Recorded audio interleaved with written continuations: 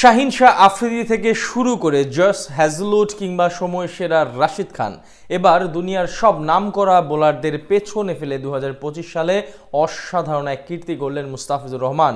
Australia, England এমনকি বিশ্ব champion ভারতের কোনো বোলারও নেই ফিজের ধারে কাছে, সবাইকে পেছনে ফেলে। তবে কি এমন কীর্তি গড়লেন মুস্তাফিজ, জানবো report. Mustafiz never coming back, এমন একটা বাক্য ফেসবুক জুড়ে প্রায় সময়ই চর্চা হতে দেখা যায়। নিন্দুকরা অনেকবার বলেছেন ফিজ কখনোই আর ফর্মে ফিরবেন না, কিন্তু তাদের সেই ভাবনাকে মিথ্যা প্রমাণ করে ফিজ ফিরেছেন আবারও সেই নিজের চিরচেনা ছন্দে। বল হাতে দুর্দান্ত, অনবদ্য এবং অপ্রতিরোধ্য হয়ে উঠেছেন সব ব্যাটারদের বিপক্ষে, যার সুবাদে এবার সংক্ষিপ্ত ফরম্যাটে অসাধারণ এক কীর্তি গড়লেন বাংলার কাটার মাস্টার, যার ধারে কাছেও নেই সময়ের কোনো পেস কিংবা স্পিন বোলার। অপার সম্ভাবনা এবং উজ্জ্বল ভবিষ্যৎ নিয়ে আগমন হয়েছিল মুস্তাফিজুর রহমানের। অসাধারণ প্রতিভা দিয়ে অল্প দিনের ব্যবধানে বিশ্বের মধ্যে সাড়া ফেলে দিয়েছিলেন এই পেসার। রাতারাতি পেয়ে যান কাটার মাস্টার উপাধি। সময়ের সঙ্গে সঙ্গে ইনজুরি, ফর্মহীনতা আর মানসিক চাপ তাকে একটু পেছনে ঠেলে দিলেও সাম্প্রতিক পারফরমেন্স প্রমাণ করছে মুস্তাফিজ আবারও ফিরছেন সেই চিরচেনা ছন্দে। বিশেষ করে বল হাতে চলতি বছর দুর্দান্ত সময় পার করছেন বাহাতি এই পেসার। এশিয়া কাপকে সামনে রেখে নিজেকে গড়ে তুলেছেন সেই পুরনো রূপে, যার প্রমাণ তার সাম্প্রতিক পারফরমেন্স, যেটা দিয়ে ছাড়িয়ে গেছেন দুনিয়ার সব নামকরা বোলারদের। 2025 সালে 7টি আন্তর্জাতিক টি-20 ম্যাচ খেলেছেন দ্য ফিজ, সেখান থেকে একটি ম্যাচও হারেননি তিনি, অর্থাৎ তার ম্যাচ জয়ের হার শতভাগ।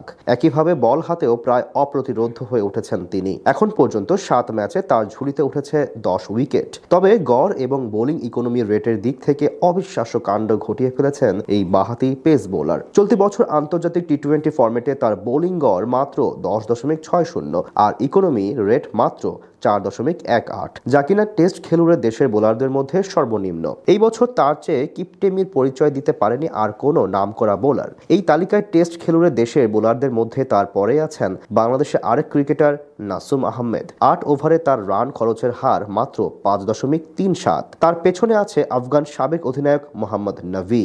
এমনকি সময়ের অন্যতম সেরা টি-20 বোলার খ্যাত রশিদ খানের ইকোনমির রেটও 10-এর উপরে। অন্যদিকে পাকিস্তানের শাহিন শাহ আফ্রিদি মুস্তাফিজের সমান ম্যাচ খেলে নিয়েছেন মাত্র 6 উইকেট, ইকোনমি রেট প্রায় 8.5।